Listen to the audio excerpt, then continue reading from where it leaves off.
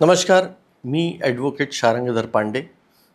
आज आपण जो विषय घेणार आहोत तो आहे MPID कायदा. म्हणजे गुंतवणूकदारांचे पैसे सुरक्षित राहण्यासाठीचा जो कायदा आहे तो. इंग्रजीचा लाँग फॉर्म जर म्हणायचं तर Maharashtra protection of investors deposit act, MPID act.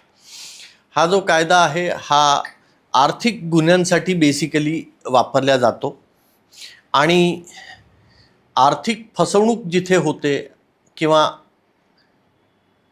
आर्थिक आमिष देऊन पैसे घेतल्या जातात आणि नंतर गायब होतात लोक, अशा प्रकारचे जेव्हा स्वरूप असतं गुन्ह्याचं तेव्हा हा कायदा अंमलात येतो. आता याच्यात आपण MPID बद्दल ऑलरेडी माझे 4 ते 5 व्हिडिओ आहेत.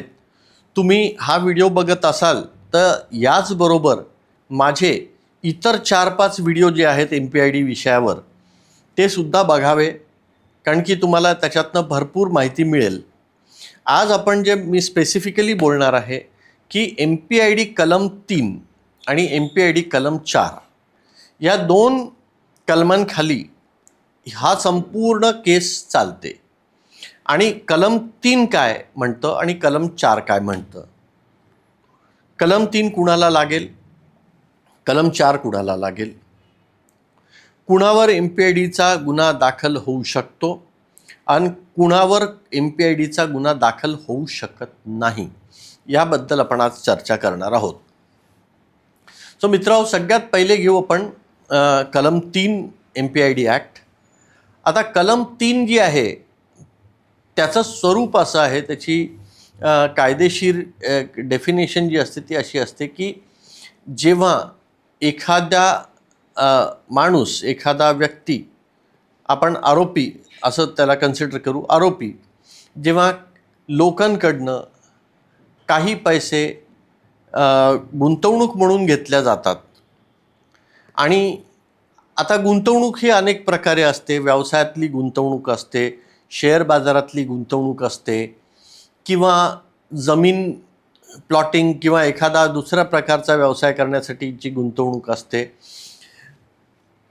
त्या गुंतवणुकीतनं कधी परतावा देण्याचं आमिष असतं, तर कधी नफा देण्याचं आमिष असतं, तर कधी त्याच्यात भागीदारी म्हणून घेऊन त्या लोकांना घेतल्या जातं. आणि एकूणच लोकांकडनं 2 किंवा त्यापेक्षा जास्त लोकांकडनं जेव्हा आर्थिक मदत घेतली जाते आरोपीकडनं आणि नंतर ते सगळे पैसे तो आरोपी त्याने सांगितलेल्या वेळेमध्ये गुंतवणूकदाराला परत करत नाही किंवा त्याचा अपव्यय करतो किंवा त्याचा फ्रॉड केला जातो किंवा ते पैसे तो नुकसानीत टाकतो, तोटा होतो त्याला. आणि एकूणच वचनपूर्ती जी आहे परताव्याची, व्याजाची किंवा नफ्याची, ही पूर्तता होत नाही. अशा वेळेस जेव्हा लोक पोलिसांमध्ये तक्रार करतात की आमची आर्थिक फसवणूक झालेली आहे, त्यावेळेस पोलीस मुख्य आरोपी जो आहे याला कलम 3 खाली त्याच्यावर गुन्हा नोंदवला जातो. कलम 3 हा नेहमी मुख्य आरोपीसाठी असतो MPID मध्ये. त्यामुळे कलम 3 मध्ये अनेक आरोपी पण असू शकतात किंवा एकच आरोपी सुद्धा असू शकतो. पण एक आरोपी असण्याची शक्यता जास्त असते, कारण की बाकीचे लोक त्याचे भागीदार असतात किंवा सहकारी असतात. त्यांच्यावर कलम 3 लागू शकत नाही जर प्रत्यक्ष त्यांचा या गुन्ह्यामध्ये जर रोल नसेल तर. आता आपण बघूया सेक्शन 4 म्हणजे कलम 4 काय म्हणतं. आता MPID कायद्यातलं कलम 4 जे आहे हे त्या लोकांसाठी आहे जे मुख्य आरोपीला आर्थिक फसवणुकीमध्ये मदत करतात किंवा मुख्य आरोपीने त्याने घेतलेली रक्कम, त्याने घेतलेला सगळा पैसा, हा पैसा तो एखाद्या दुसऱ्या माणसाच्या खात्यावर डायव्हर्ट करतो, जमा करतो म्हणजे काय तर एखाद्या माणसाने जर शेअर बाजार किंवा इतर कुठल्याही कारणासाठी जर अनेक लोकांकडनं रकमा घेतल्या आणि त्या रकमेतली मेजर रक्कम म्हणजे मोठा हिस्सा त्याने त्याचे मित्र आहेत, भागीदार आहेत, आई आहे, वडील आहेत, भाऊ आहे, बायको आहे, मुलं आहेत, किंवा इतर कोणी नातेवाईक आहे, त्यांच्या खात्यावर ती रक्कम वळवलेली आहे आणि या लोकांना जो गुंतवणूकदारांचा जो पैसा आहे तो परत करत नाही आहे आणि तिथे तो फसवणूक करतो आहे, पैसे परत देत नाही. अशा परिस्थितीमध्ये ज्या लोकांच्या खात्यावर ती रक्कम गेलेली असते त्या लोकांना कलम 4 खाली अटक करण्याचे आदेश पोलीस देऊ शकतात. आता याचा दुरुपयोग असा होतोय कलम 4चा की अनेक परिस्थितीमध्ये एखादी व्यक्ती किंवा तो आरोपी त्याचा वैयक्तिक व्यवसाय असतो, तो कुठेतरी दुकान टाकून व्यवसाय करत असतो, तिथे तो लोकांकडनं पैसे घेतो, तिथे त्यांची फसवणूकही करतो. आपण असं गृहीत धरून चालू की त्याने फसवणूक केली आणि तो आता पैसे परत देत नाही आहे, तरीही फक्त त्याच्यावर प्रेशर आणण्यासाठी, त्याला त्रास देण्यासाठी किंवा हे पैसे लवकर त्याने परत करावे किंवा त्याने कुठूनही पैसे उभे करावे, हे सगळं करण्यासाठी त्याच्यावर मानसिक दबाव तयार करण्यासाठी, मेंटल प्रेशर, त्याची हरासमेंट करण्यासाठी, त्याचा छळ करण्याच्या दृष्टीने फिर्यादी लोक त्याचे बायको, मुलगा, मुलगी, भाऊ असे अनेक नातेवाईकांची नावं त्याच्यात कारण नसताना टाकतात आणि ती टाकल्यावर पोलीस लोकसुद्धा, पोलिसांबद्दल माझं तसा हे नाही, आरोप नाही काही, पण पोलीस लोकसुद्धा विचार न करता, तपास न करता, पूर्णपणे माहिती न घेता आंधळ्यापणे सरळ सोट कलम 4 खाली सगळ्या लोकांवर गुन्हे नोंदवतात. हे फारसं चांगला प्रकार नाही. तर माझी विनंती असेल पोलीस मित्रांना की तुम्ही यापुढे जेव्हा MPID कायद्याखाली फिर्याद घ्याल तेव्हा आधी तपास करा, खरोखर MPID कायद्याखाली ही केस बसते का, हा आरोप बसतो का, आणि खरंच कलम 4मध्ये त्याच्या इतर नातेवाईकांची नावं टाकणं बरोबर आहे का. आणि फक्त फिर्यादी प्रेशर करतोय, फिर्यादी पोलिसांना जबरदस्ती करतोय म्हणून कलम 4 लावून इतर निर्दोष लोकांना त्याच्यात आरोपी करणं हे चांगलं नाही. कारण की यामुळे काय होईल, वैमनस्य वाढतं आणि जो एखाद्या वेळेस आरोपी हा तडजोड करून पैसे परत द्यायला तयारही झाला असता, पण फिर्यादींनी त्याच्या इतर निर्दोष लोकांवर गुन्हा दाखल केल्यामुळे तो अजून अहंकारात येऊन तो मग हे पैसे देत नाही आणि मग कोर्टात केस जाऊ द्या म्हणतो. कारण की जामिनीसाठी तो तयार होतो, तो 2-4 महिने तुरुंगात राहण्यासाठीही तयार होऊन जातो आणि त्याची ही मनस्थिती जेव्हा येते तेव्हा परिस्थिती अवघड होऊन बसते, असं माझं वैयक्तिक मत आहे.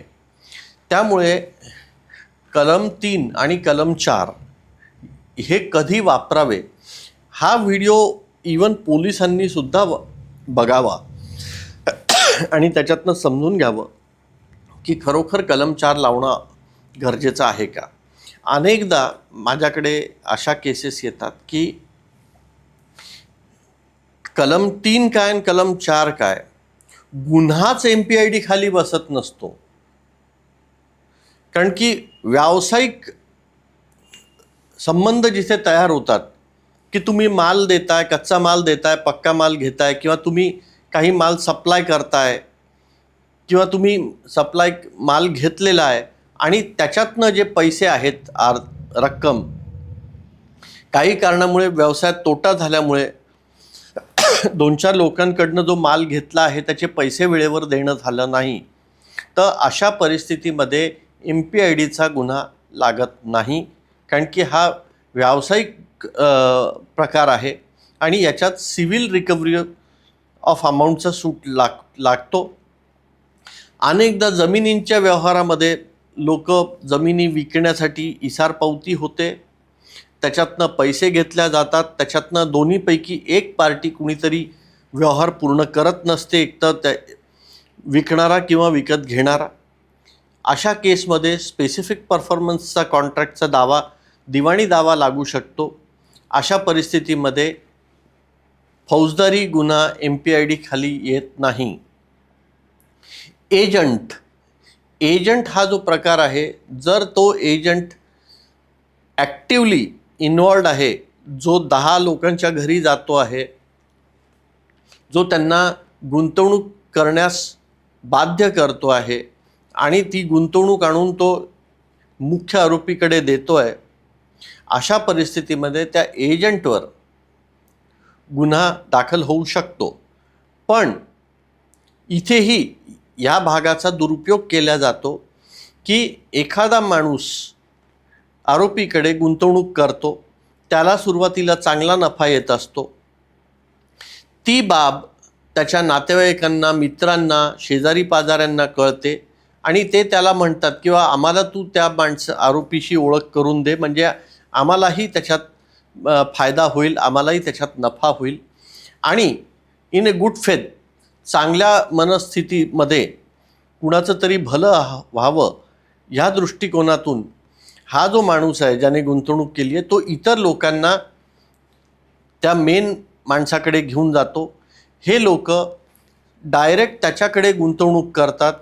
सुरुवातीला डायरेक्ट जो नफा होत असतो तो आरोपी या लोकांना डायरेक्ट देत असतो. पण एक दिवस जेव्हा ही गुंतवणूक फसते, नफा मिळत नाही, आरोपी पळून जातो, त्या केसमध्ये हेच नातेवाईक, हेच शेजारी पाजारी, हेच मित्र लोक स्वतःचे पैसे मिळण्यासाठी ज्या माणसाने चांगल्या मनस्थितीतून, चांगल्या गोष्टीतून यांना मदत व्हावी म्हणून आरोपीकडे नेऊन ओळख करून दिलेली असते, त्याला एजंट असं दाखवण्याचा भास तयार केला जातो आणि त्याला कलम 4 खाली अटक करवण्याचा प्रयत्न असतो आणि त्याच्यावर दबाव टाकला जातो की बघ, तू जर आम्हाला आमचे पैसे नाही दिले तर आम्ही तुला त्याचा एजंट सिद्ध करू.